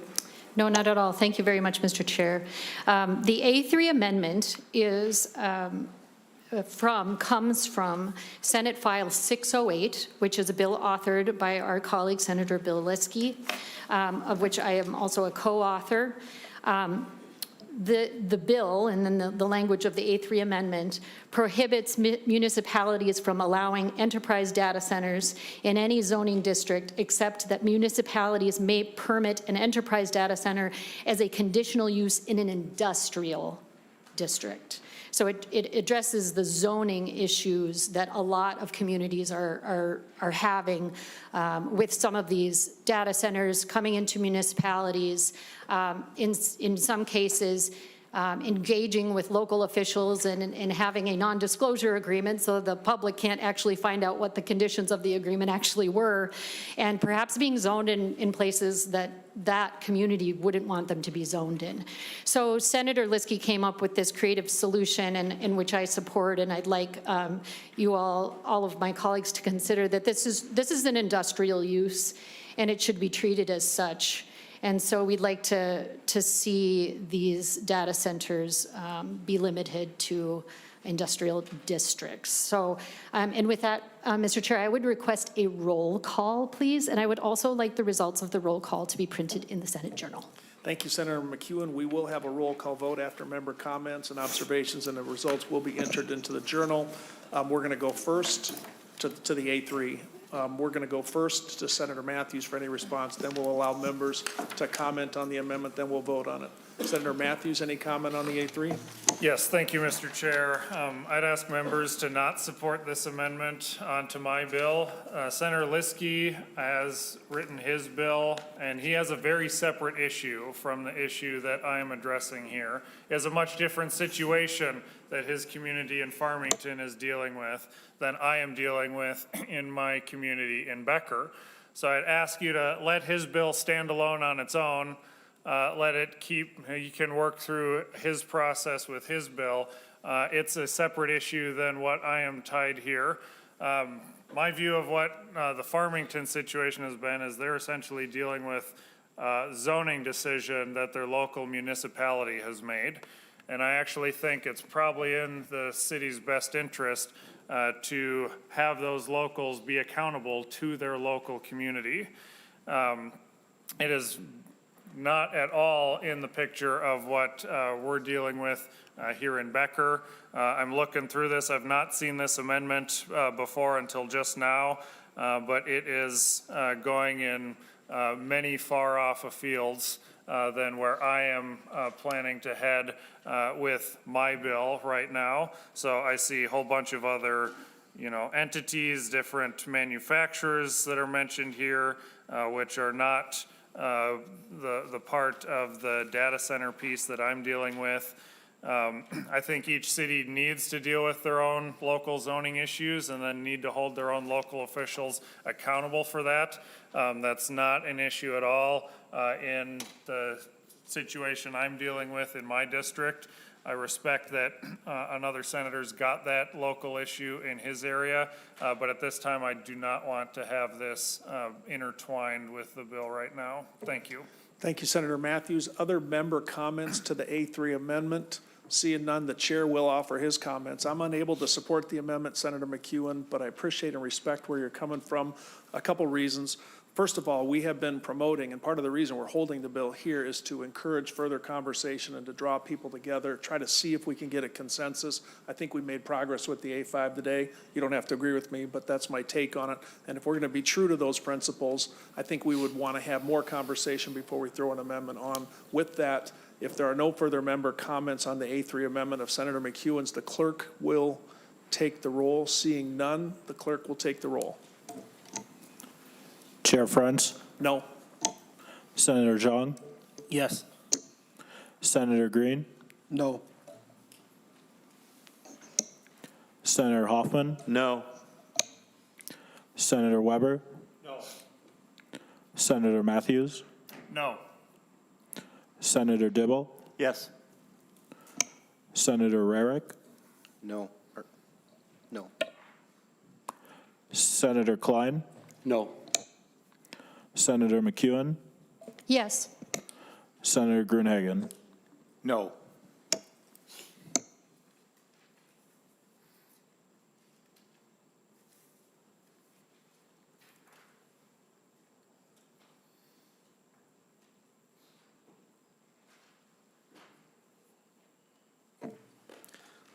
There being 3 yes votes and no votes, the A3 amendment is not adopted. Senator McEwen. Thank you very much, Mr. Chair. Next, I have the A4 amendment. Senator McEwen offers the A4 amendment. We'll have that passed out, members. Give us a moment, please.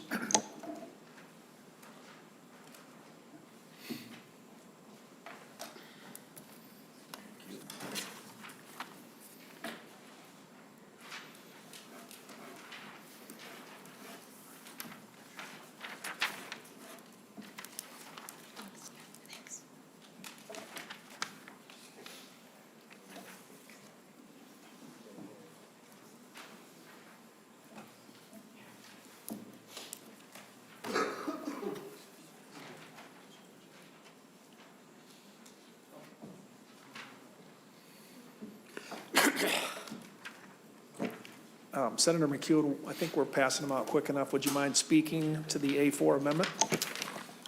Thank you, Mr. Chair. This bill, as it's written, gives a certificate of need exemption to all data centers across the state. And what we had just heard when we're talking about the last amendment, also, Senator Mathews, we were talking about the specific issue in Becker. My question and what this A4 amendment would address is limiting this bill to Becker only. And I think that there was some discussion actually previously that maybe that was going to be the intent, but now it's much bigger. We're talking about the whole state.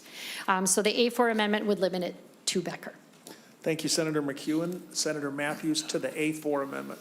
Thank you, Mr. Chair. Thank you, Senator McEwen. Members, I'm also asking for a no vote on the A4 amendment.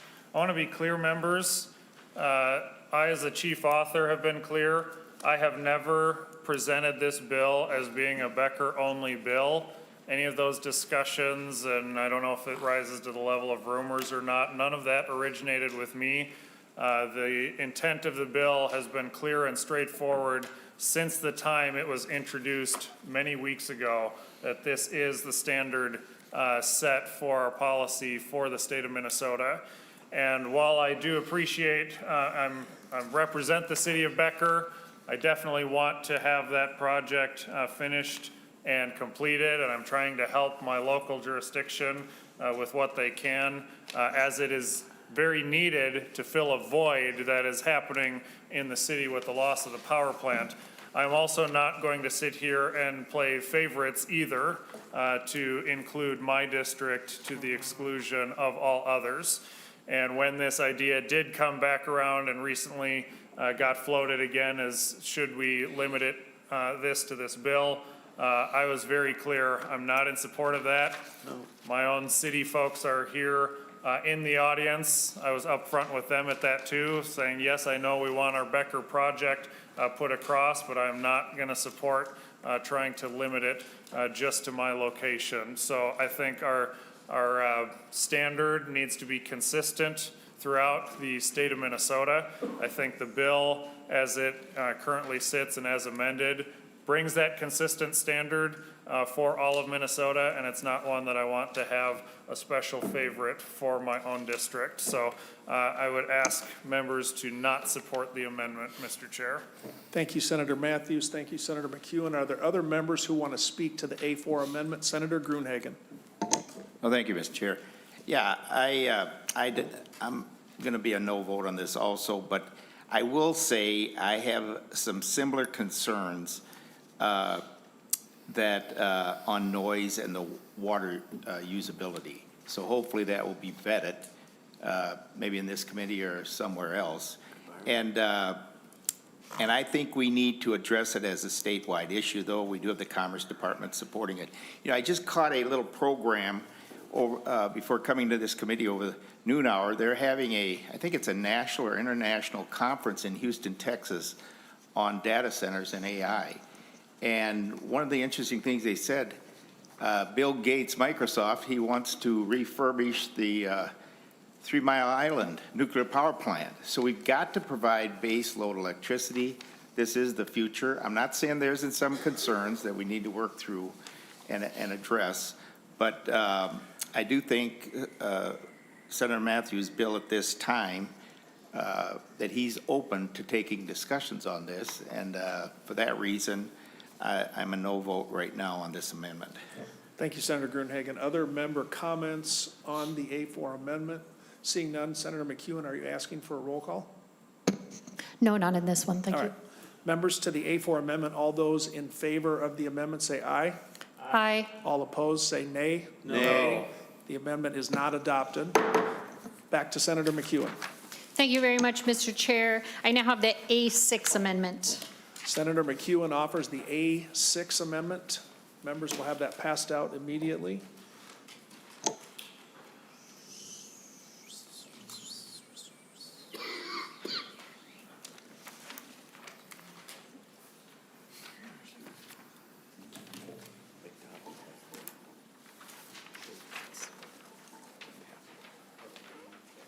Senator McEwen, while we get that passed out, perhaps you could comment on the A6 amendment, please. Absolutely. Thank you very much, Mr. Chair. The A6 amendment has to do with the emergency backup generators. My understanding is that the bill is being brought forward to address this issue of emergency backup generation. But an obvious question that occurs to me is, if that is the purpose of the bill, why isn't there language in the bill actually limiting the use of that emergency backup generation, or sort of creating some guardrails for it? So the A6 amendment would set out that diesel backup generators could only run 50 hours unless the grid is down. And I would note that the PUC filings from Amazon said that the emergency backup generators are generally expected to run less than 15 hours per year for necessary equipment testing and maintenance, plus in extraordinary circumstances of utility outages and other power interruptions. So 50 hours, unless the grid is down, I think is more than reasonable.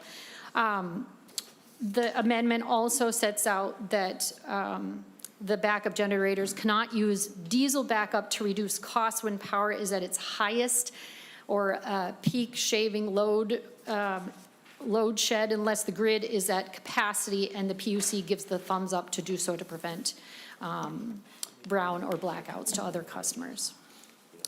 Additionally, it explicitly states that there would be no waiver for the air permit process, either state or federal, and additionally sets forth that they must use ultra-low sulfur diesel fuel or renewable diesel, biodiesel in generators, and I understand that this is happening in Wisconsin. The amendment also requires the Commission on Electric Utility Regulation to examine the cost and feasibility of data centers using on-site backup and primary generation that is not diesel-fired and report its findings and recommendations no later than December. Well, actually, maybe I'm misreading that. Scratch that. But that, it addresses the backup generators and tries to set out some guardrails for their use, Mr. Chair. Thank you, Senator McEwen, for your description of the A6. Senator Mathews, I see you have Ms. Brosman back to the testifiers table. Let's start with Senator Mathews for comments on the A6, and then if you'd like to have Ms. Brosman comment, we'll go from there. Senator Mathews. Thank you, Mr. Chair. Thank you, Senator McEwen. Yes, I will make a quick comment. I'm not supportive of the amendment at this point. I want to highlight for the committee that this was a debate, I believe, in the other body too, of like, do we put an hour cap on it? What's the standard of measurement? And where it is, and it's reflected in what we have in the A5 amendment that was adopted on page 1, lines 17, 18, and 19. Instead of being tied to a hard and fast hour cap, it is tied to the permitting process that the Pollution Control Agency currently has in place. And that felt among all the stakeholders and in working with some of my other authors with the bill, that's a more consistent standard because obviously they're intended to be low use, but putting just an arbitrary hour number on the bill gives you a cap that may or may not be useful. And the tie to the regulatory process through the PCA gives it the exact same standard through their air quality permitting process that we already have in place. So with that, I would like to turn to Ms. Brusven to give more feedback to the amendment. Thank you, Senator Mathews. Ms. Brusman, welcome back. Comments to the A6. Thank you, Chair Friends and Senators. There are a couple of items I wanted to point out, and Senator Mathews did a nice job. The language in the A5 was worked on with the Pollution Control Agency because they wanted to make sure they had maximum flexibility to assign the right permit with the right conditions for the proposed facility. And so they specifically recommended a reference to each of those of their existing requirements. That would put any generator that's able to take advantage of the certificate of need exemption under a major source permit. And so it would be less than that, and that does come with pollution limits. We think that actually pollution limits are the right way to look at this issue, not hours limits, because you want to encourage the operators and proposers of backup generation to use the most efficient generators they can. So it's not actually the hours that matter, but it's the limits on pollution. So for those several reasons, we would oppose this amendment. Thanks, Ms. Brusman. Senator Klein and then Senator Gruenhagen. Senator Klein. Thank you, Mr. Chair. So these are three amendments that propose to alter a fairly significant issue of importance to Minnesotans, and we've seen from advocates that there's just a broad array of considerations to be made about every aspect of this bill. And yet they weren't posted in advance. I haven't had the opportunity to study them. I don't think you have either, Mr. Chair. And you know, typically when we have a big and important and consequential piece of legislation like this, in particular the A6 seems to have some reasonable guardrails around when diesel generators would be used. But it sounds like, you know, if we're going to get it right, we need to work with all stakeholders and bring in all viewpoints and have a little time to think about it. And I guess I have a question for the author of the bill. Was the A6 shared with you in advance, or has it been discussed as part of your legislation? Senator Mathews. Mr. Chair and Senator Klein, no. Senator Klein. Thank you. So I'll be a no on the A6, Mr. Chair. Thank you, Senator Klein. Senator Gruenhagen. Oh, thank you, Mr. Chair. Yeah, I have a little experience with about this in my district. One of my communities has diesel backups. And I would just say, number one, we need base load electricity, but the main reason they have the diesel backup, they use it at times of interruption of electrical services, okay, to back up for their municipality. Second time they use it during peak hours or charges for other sources of electricity. They will start up the generators so that they don't have those higher costs, to moderate the costs for the community. So I don't think these data centers are going to be running these generators all the time. They're only going to run them when it's absolutely necessary to provide base load, non-interrupted services, or maybe to moderate the cost as far as the electricity. If the testifier would like to respond to that. Thank you, Senator Gruenhagen. Ms. Brisbane, do you want to respond? Senator Friends, Senator, to your question, the backup generation that's proposed by AWS at its facility would only be used to ensure reliable and uninterrupted service. It will not be used for peak shaving or to moderate cost at the facility. Thank you, Senator Gruenhagen. All right. Members, any other questions or comments to the A6? Senator McEwen? Thank you very much, Mr. Chair. I appreciate the feedback and the comments on the A6. It does strike me that that this can be a both and sort of analysis here, like that the discussions that you had with the agency, that we could have our limits, and we could also have limits that protect the process that our agencies want to follow. I think that this does also speak, Mr. Chair, to the need when we're talking about Minnesota Pollution Control Agency, we're talking about that agency in particular and whether their concerns have been addressed or not, and the role that all of our environmental questions around this has to play, just the real importance of having this go to environment. Because I don't have assurances on the record that the bill will in fact go to environment, I will need to ask for a roll call on the A6, and again, that the vote be recorded in the journal. Thank you. Request is for a roll call vote. That request is granted. Also requested to be entered in the journal. That request is granted. The chair's a no on the amendment, but I want to throw this out there. First of all, love the biodiesel aspect of it. That was a topic of discussion, and I presume will still be a topic as we move forward with the bill. And I think Senator Mathews captured it, which is, you know, what we have in front of us with the A5 as adopted is where we are now in the negotiations and the discussion. And Senator McEwen, looking forward to the rest of the journey. And as far as the request to go to environment, which does not relate necessarily to people's vote on the A6, you know, I met personally with Senator Hurd this morning and I've talked to Senator Mathews about it, and we'll deal with that request. Let's get the bill in whatever shape it's going to be today. With that, the clerk will take the roll on the A6 amendment. Chair Friends? No. Senator Zhang? Yes. Senator Mathews? No. Senator Dibble? Yes. Senator Green? No. Senator Gruenhagen? No. Senator Hoffman? Nope. Senator Klein? No. Senator McEwen? Yes. Senator Rarick? No. Senator Weber? No. You know, it'd be funny if you would have said yes. What's that? You could have done yes. Just to put people off their chairs. Yeah. That's what you did to me all the time. We should figure it out. There being 3 yes votes and A no votes, the motion to adopt the A6 amendment is not adopted. Does not pass, is not adopted. Not adopted. Senator McEwen, you still have the floor. Thank you very much, Mr. Chair. I just have some final comments that I'd like to make.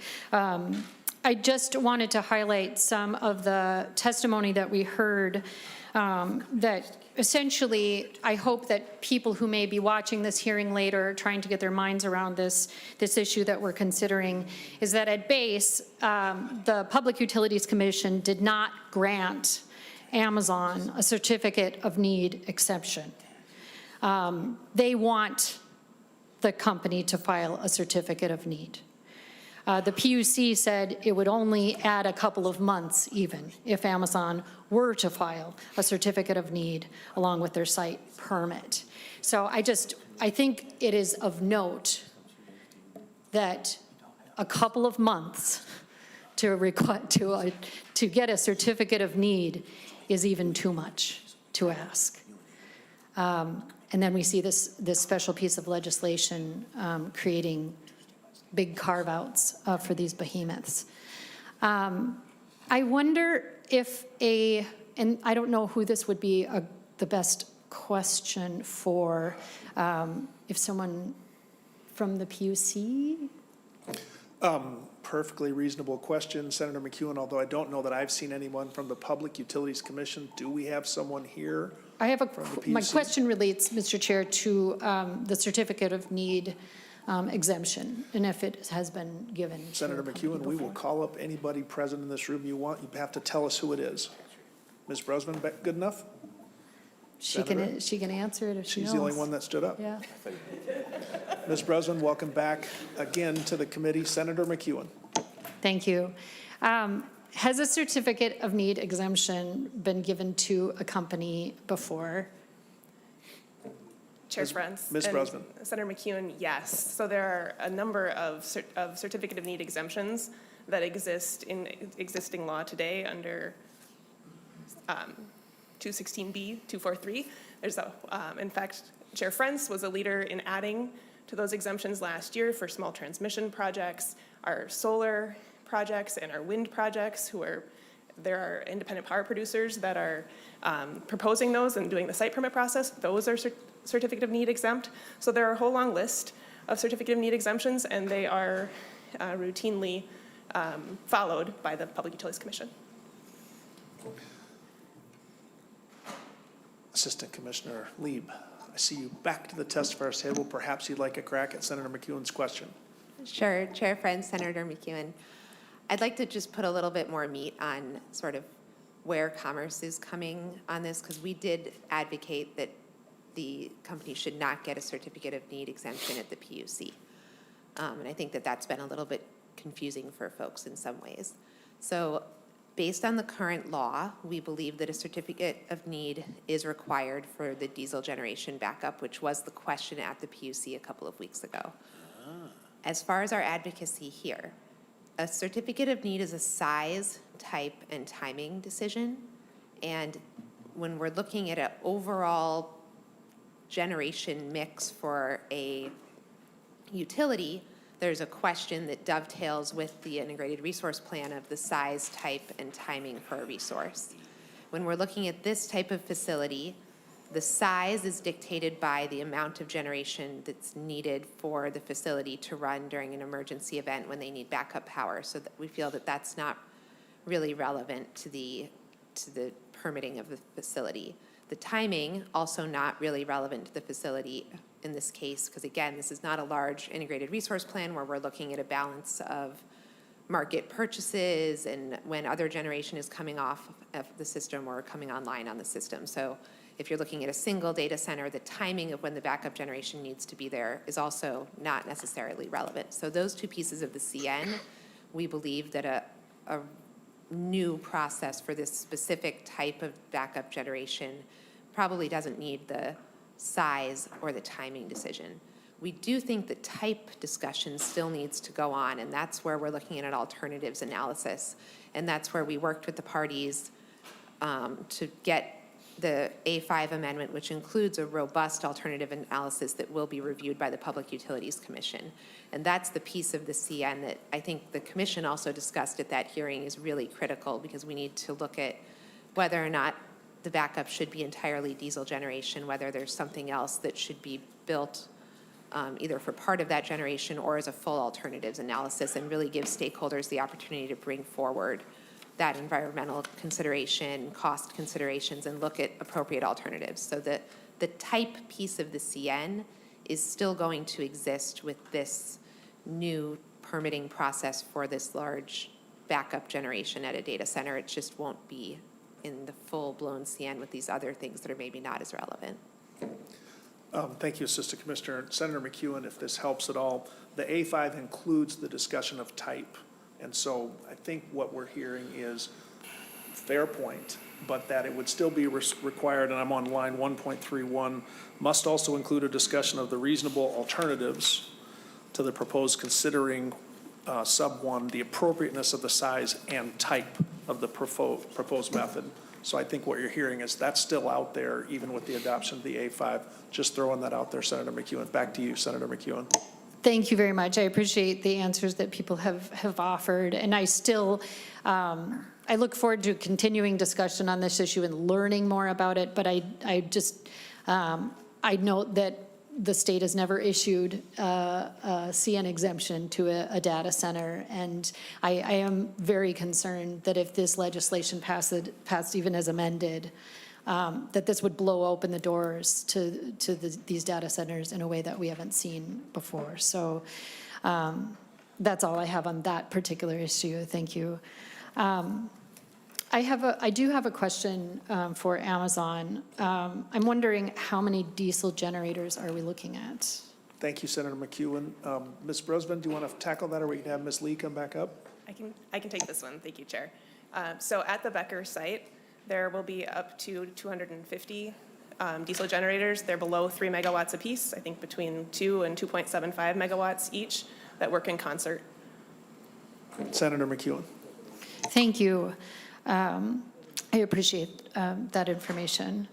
And I wonder if you could also share when these 250 approximately diesel backup generators would be running, what does that mean to Minnesotans who might be living around those data centers in terms of some of the issues that we've heard about, including concerns about noise, concerns about lights, concerns about just vibration, any sort of effects that those people might have?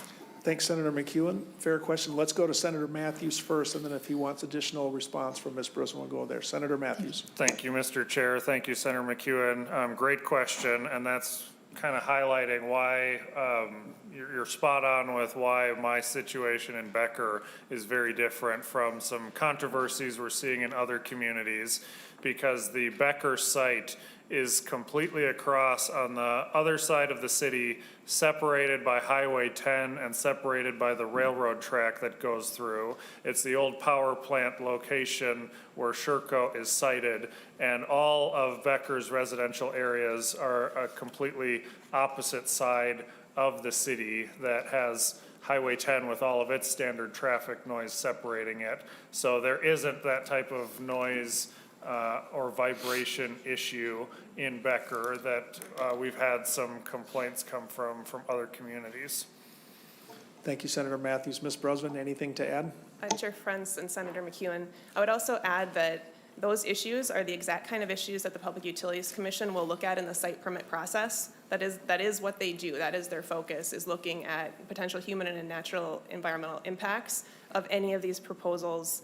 And they will do that under the standard review that's in this bill and that's reflected in the A5 amendment. Thank you for that. Senator McEwen. Thank you very much. And just for the record, could you tell us what actually the effects are running that many generators for, like, is there a certain, thanks for the information about Becker. There's a road or a highway separating, there's a railroad, and a lot of the neighborhoods are located sort of on the other side of that. But there are still probably, farms and people that live within a proximity.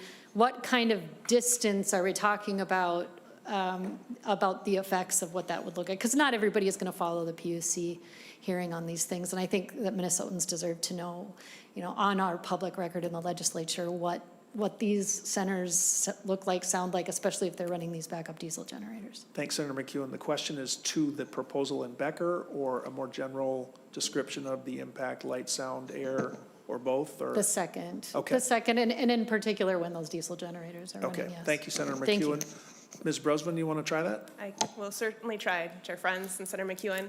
So the Public Utilities Commission will require, as a part of their permit condition, that any facility operates in compliance with the Minnesota noise standards that are adopted by the Pollution Control Agency. So we know that the diesel generators, when they run, will run in compliance and be below the limits set by the Pollution Control Agency in terms of noise. They will also have conditions related to lighting, and I can't speak to those until certainly that permit process has occurred, but I will tell you that those are all issues that are regularly included in the Public Utilities Commission site permit, and the company, of course, would be in compliance with that site permit. Ms. Brosman, I'm sticking up for Senator McEwen here a little bit. I think the question is, what are we talking of the impacts of 250 diesel generators? And I'm not holding you to it, more saying, I think Senator McEwen, not to put words in your mouth, you understand they would have to follow a regulatory protocol here, but you're kind of Yeah. saying, what is the impact? Yeah. If that's Thank you. possible to answer, you can kick it back to Senator Mathews. Chair Friends and Senator McEwen, I would say that it would be difficult to say for this site because we haven't done the site permit application yet. The final design is still in process. But to Senator Mathews' point, there are not residents nearby, there are not neighborhoods, and so I do not anticipate there to be impacts, again, that would exceed anything set by our current regulatory standards. And I apologize, I can't be more specific, but in the site permit application, all of that will be articulated and laid out for this site based on the design, and will then go to the community for at least 2 different meetings, for an additional public information meeting in the community, and then back for a hearing before the Public Utilities Commission makes a final decision.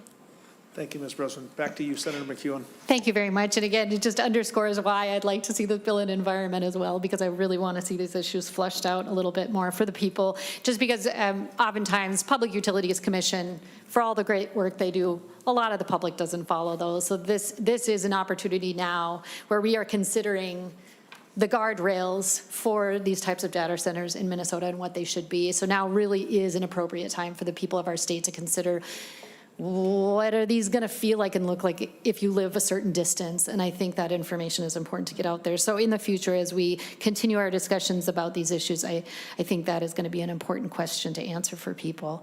I'm almost done. I just want a quick note that I see this industry coming, asking for additional tax breaks, additional exemptions than they already have. I have been taking a deeper dive into the state of Minnesota tax expenditure budget from the Department of Revenue, and I have information about the current tax exemption that we have in the state of Minnesota that had been referred to earlier, enacted in 2011 to encourage the development of data centers, that enterprise information technology equipment and computer software for use in a qualified data center are exempt from the sales and use tax, and electricity used or consumed in the operation of a qualified data center is also exempt. And this exemption applies to purchases made within 20 years of the first qualifying purchase. That's a big exemption that we already have on the books right now. And I will note that it is projected in 2025 that the amount of tax revenue that will not come into the public tax coffers will be 114 million, over 114 million in 2025, over 115 million in 2026, over 116 million in 2027. That's just the existing exemption that we already have on the books. So I'm very concerned that we have these very powerful corporate entities coming into our state and asking for even more than they're already getting. I think that we need to demand more and better for our people, for our local communities, and that it is up to us to set these guardrails for these protections. So I look forward to the ongoing discussion on this, but I believe that this bill and the other requested exemptions that we're seeing come through our body in the House are going to need a lot more work before they're going to be ready to pass the House and Senate floor. Thank you, Mr. Chair. Thank you, Senator McEwen. Thank you, members. We're at about our time limit here, so let's, again, with the intention to lay the bill over, give Senator Mathews the last word.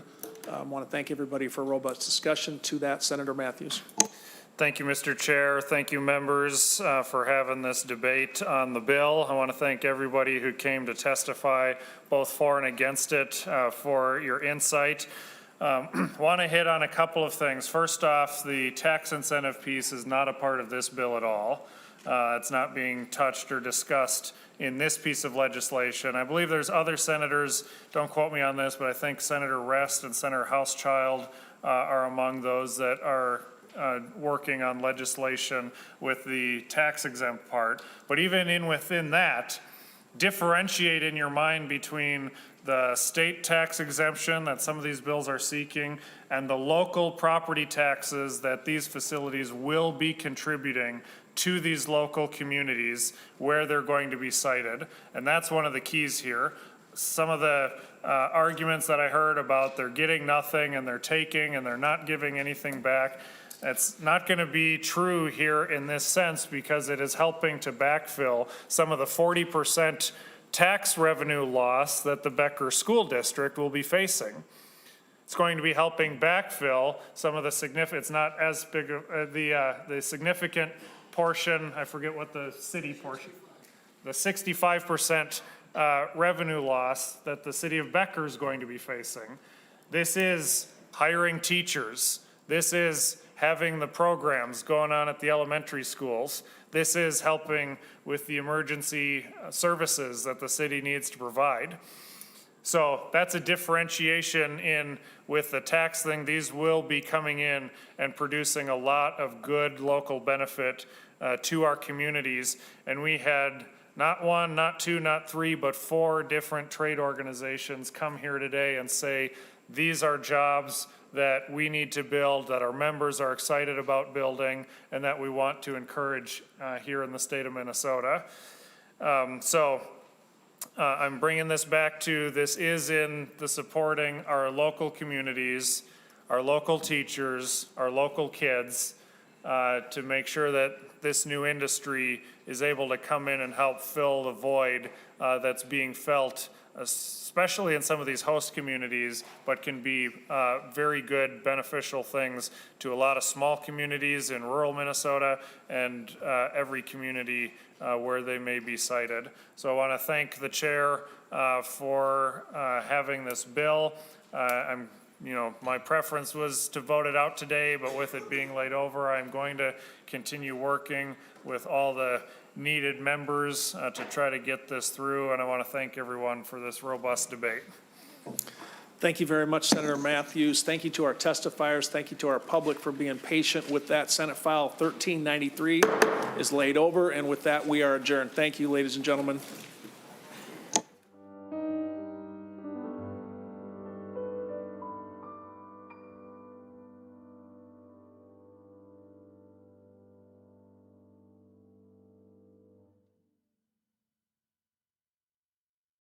Thank you.